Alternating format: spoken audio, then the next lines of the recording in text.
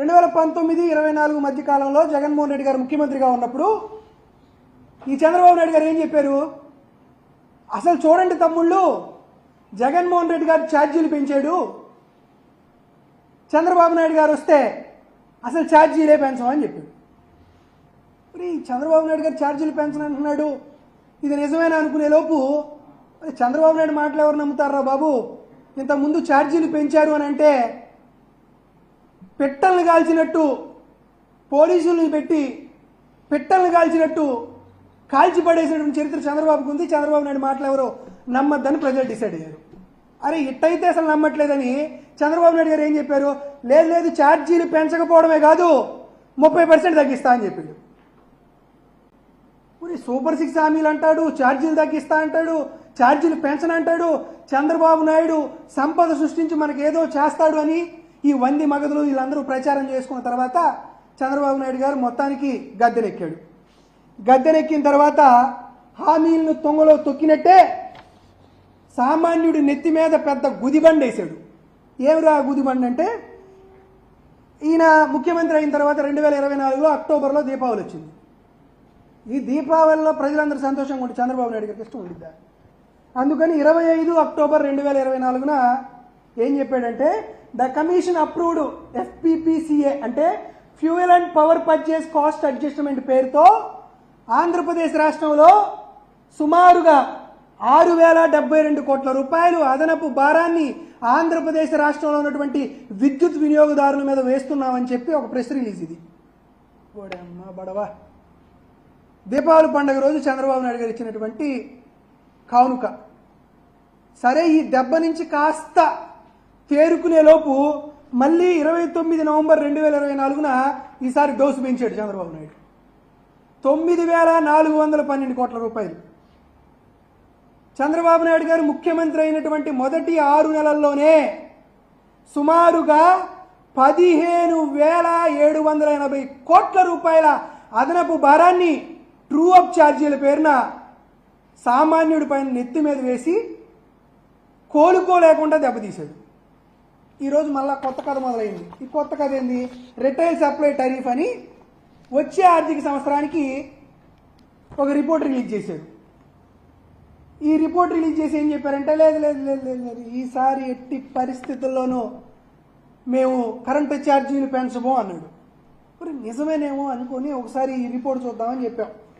ఈ రిపోర్ట్ 347 పేజీలు ఉంది. పాపం ఎవరు చదువుకోలేరేమో అని చూసుకుంటే పేజీ నెంబర్ 153లోకి వెళ్దాం. పేజీ నెంబర్ 153లో చంద్రబాబు నాయుడు చేసినటువంటి ఒక గిమ్మిక్కు. నిజంగా మాయల మాంత్రికుడు కూడా, ఫకీర్ కూడా ఎప్పుడు ఇటువంటి పనులు చేయరు. ఏం చెప్పారో ఈయన అద్భుతంగా. ఇంతకుముందు హెచ్డి కనెక్షన్స్ అంటే హై టెన్షన్ కనెక్షన్స్ ఉన్న వాళ్ళకి పీక్ అవర్స్ అంటే ఉదయం 6 గంటల నుంచి 10 గంటల వరకు, సాయంత్రం 6 గంటల నుండి రాత్రి 10 గంటల వరకు పీక్ అవర్స్ ఉంటాయి. ఈ పీక్ అవర్స్లో ఎవరైనా సరే కరెంట్ ఎక్కువ వాడితే సాధారణ ఛార్జీల కంటే ఎక్కువ ఛార్జీలు ఇస్తారనమాట. దీన్ని చంద్రబాబు నాయుడు గారు ఏం చేశారంటే, హై టెన్షన్ కనెక్షన్స్ కాదు, ఈసారి లో టెన్షన్ కనెక్షన్స్ కూడా, అదేవిధంగా కమర్షియల్ పర్పస్కు వాడుకునేటువంటి చిరు వ్యాపారాలకు కూడా దీనికి అప్లై చేద్దాం అన్నారు. 30 లక్షల కుటుంబాలు ఫట్. ఆంధ్రప్రదేశ్ రాష్ట్రంలో ఒక 30 లక్షల కుటుంబాలు చిరు వ్యాపారాలు చేసుకొని, చిన్న బడ్డీ కొట్టు పెట్టుకొని, లేకపోతే చిన్న షామియానా షాప్ పెట్టుకొని, లేకపోతే చిన్న పచారీ కొట్టు షాపులు పెట్టుకొని, లేకపోతే చిన్న ఆటో స్టాండో లేకపోతే సైకిల్ స్టాండో పెట్టుకొని చిన్న చిన్న వ్యాపారాలు చేసుకున్న వాళ్ళందరూ హోమ్ ఫట్. వీళ్ళందరూ పెద్ద పెద్ద ఇండస్ట్రీస్ వాళ్ళు కట్టేటువంటి పవర్ ఛార్జెస్ ఈ చిన్న చిన్న చిరు వ్యాపారులు కూడా కట్టి తీరాల్సిందే అని చెప్పి సుమారుగా 30 లక్షల కుటుంబాలకు పైగా ఉన్నటువంటి ఈ చిరు వ్యాపారులందరికీ ఈ కొత్తగా టైమ్ ఆఫ్ డే అనేటువంటి టారిఫ్ అనే కొత్త ఛార్జ్ విధానం తీసుకొచ్చి ఆంధ్రప్రదేశ్ రాష్ట్ర ప్రజల్లో ఎవరైతే మధ్యతరగతి కుటుంబాలు ఉన్నాయో, ఎవరైతే చిన్న చిన్న వ్యాపారాలు చేస్తున్నారో వారందరినీ ఎత్తేసారు. దానికి సంబంధించి పేజీ నెంబర్ 153లో చంద్రబాబు నాయుడు గారి కూటమి ప్రభుత్వం రాసినటువంటి అత్యంత దాష్టికమైనటువంటి పద వ్యూహం, పెద్ద రచన ఇది. దీంతో పాటు దీంట్లో ఇంకొకటి కూడా చెప్పారు. ఏం చెప్పారంటే, సార్ ఇదేమే కాదు, మేము జగన్మోహన్ రెడ్డి గారు ముఖ్యమంత్రిగా ఉండగా ఇగో స్మార్ట్ మీటర్లు వస్తున్నాయి, స్మార్ట్ మీటర్లు వచ్చేస్తే అవి ఉరితాళ్లే అని రాసినటువంటి ఎల్లో మీడియాలో ఇప్పుడు ఏం చెప్పారంటే 1,60,00,000 కుటుంబాలు ఉన్నాయి ఆంధ్రప్రదేశ్ రాష్ట్రంలో. వీళ్ళందరి ఇంటికి విద్యుత్ కనెక్షన్లు ఉన్నాయి. భవిష్యత్తులో ఈ అన్ని విద్యుత్ కనెక్షన్లో స్మార్ట్ మీటర్లు పెట్టేసేద్దాం. ఒకసారి స్మార్ట్ మీటర్స్ ఇంటింటికి పెట్టిన తర్వాత ఏవైతే ఇప్పుడు ఉన్న ఇండస్ట్రీస్కి, చిరు వ్యాపారులకి టైమ్ ఆఫ్ డే టారిఫ్ కింద పీక్ అవర్స్లో ఉన్నప్పుడు ఎట్లా అయితే సర్ఛార్జ్ వసూలు చేస్తున్నామో, ఎలా అయితే సాధారణమైనటువంటి రేట్ల కంటే ఎక్కువ డబ్బులు వసూలు చేస్తున్నామో, రేపు రాష్ట్రంలో ఉన్నటువంటి గృహ వినియోగదారులందరికీ కూడా స్మార్ట్ మీటర్స్ ఏర్పాటు చేసిన తర్వాత ఉదయం 6 కాడి నుంచి 10 గంటల దాకా ఎవడన్నా ఫ్యాన్ స్విచ్ చేసాడా ఇంకా అయిపోయా, బిల్లు నశాలని కంటిద్ది.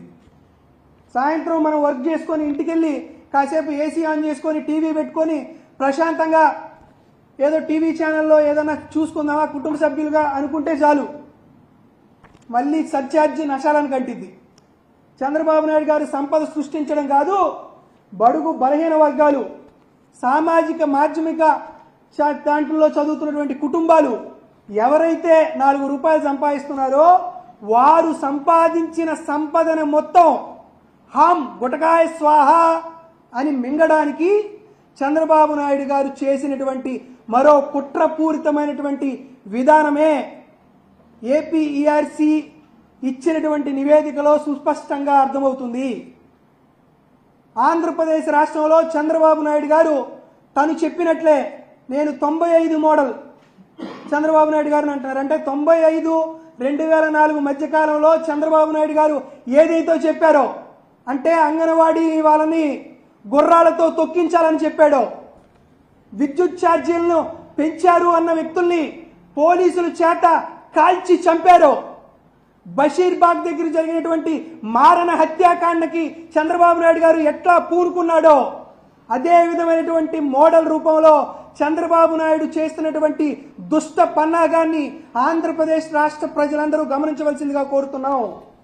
వైఎస్ఆర్ కాంగ్రెస్ పార్టీ నుండి చాలా స్పష్టంగా డిమాండ్ చేస్తున్నాం. ఎన్నికల సమయంలో మీరు ఇచ్చినటువంటి హామీలు, మేమొస్తే విద్యుత్ ఛార్జీలు పెంచామని మీరిచ్చిన హామీని ఖచ్చితంగా అమలు చేయండి. 15,000 కోట్ల రూపాయల సర్ఛార్జీని మీరు తొలగించి వచ్చే నెలల్లో వాటన్నిటినీ రౌండ్ ఆఫ్ చేసి చేసిన దాన్ని వెనక్కి తీసుకోండి. దాంతోపాటు మీరు చెప్తున్నటువంటి ఈ టారిఫ్ డే టైంని ఖచ్చితంగా దాన్ని మీరు అంతమొందించి నిరోధించి సామాన్యుల పైన, చిరు వ్యాపారుల మీద చేసేటువంటి ఈ దాష్టికాన్ని, ఈ దమనకాండని, మీరు చేసేటువంటి ఈ వడ్డింపుని, మీరు చేసేటువంటి బాధ్యుడిని వెనక్కి తీసుకోండి అని కోరుతున్నాం.